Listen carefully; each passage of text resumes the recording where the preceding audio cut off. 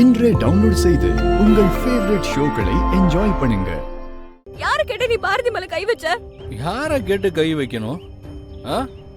என் கண்ட்ரோல்ல இருக்கிற வண்டி அர்ஜென்ட்டா எனக்கு துட்டு தேவைப்பட்டுச்சு. கையில வெண்ணெய வச்சுக்கிட்டு எதுக்கு நெய் காலையணும்? அதான் வண்டியை பிரிச்சு பார்ட்ஸ் எல்லாத்தையும் வித்துட்டேன்.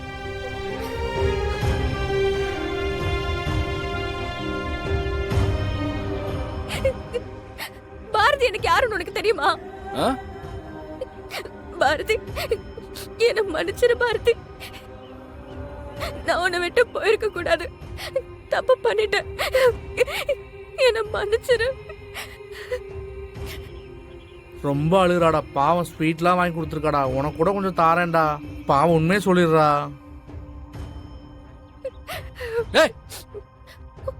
அடுத்தது போதும். சும்மா இங்க நின்று கண்ணை கசக்கிட்டு இருக்காத. பார்க்கவே கன்றாவியா இருக்கு. அது ஒண்ணும் உன் வண்டி இல்ல. சொக்கு, அந்த வண்டி எடுத்துட்டு வா. சரிண்ணே.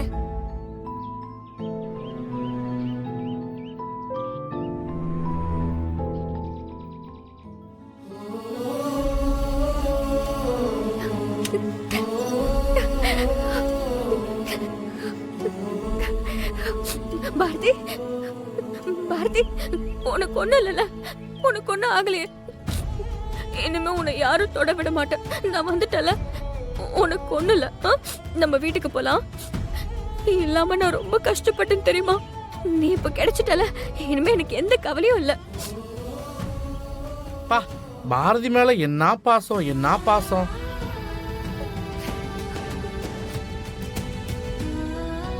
ஐய, இது என்னடா உலக நடிப்பா இருக்கு? ஒரு வண்டிய போய் ஏதோ கூட பிறந்தவ மாதிரி ரொம்ப தான் கொஞ்சிரா. ஓரால இது எல்லாத்தையும் நாங்க நிறையவே பார்த்தாச்சு.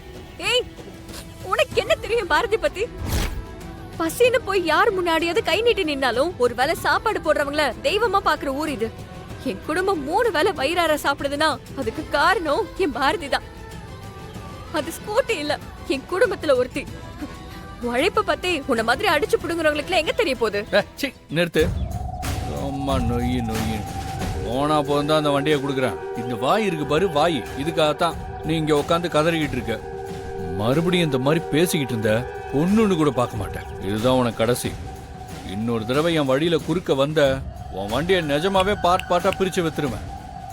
ஒழுங்கா பொம்பளை புள்ளையா அடக்க ஒடுக்கமா வீட்டுல இருக்கிற வழியை பாரு. இத பாரு, நான் எப்படி இருக்கணும்னு நீ சொல்ல தேவையில்ல. நான் ஒண்ணு உன்ன மாதிரி ஊரடிச்சு உலையில போட்டு வாழல. நான் சாப்பிடுற ஒவ்வொரு சோறுமே என்னோட சொந்த உழைப்புல சம்பாதிச்சது. அதனால உன்னோட இந்த உருட்டல் மரட்டெல்லாம் வேற யார்கிட்டயாவது வச்சுக்க. நான் இப்பவும் உன்கிட்ட மரியாதையா பேசுறேன்னா அதுக்கு ஒரே ஒரு காரணம் தான். உனக்கே தெரியாம நீ எனக்கு நல்லது பண்ணிருக்க, அதுக்காக தான்.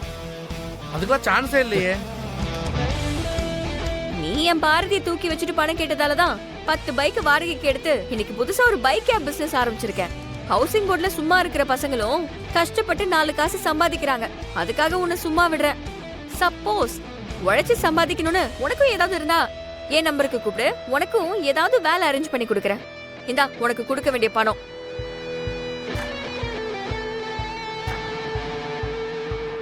பாய்க்கா.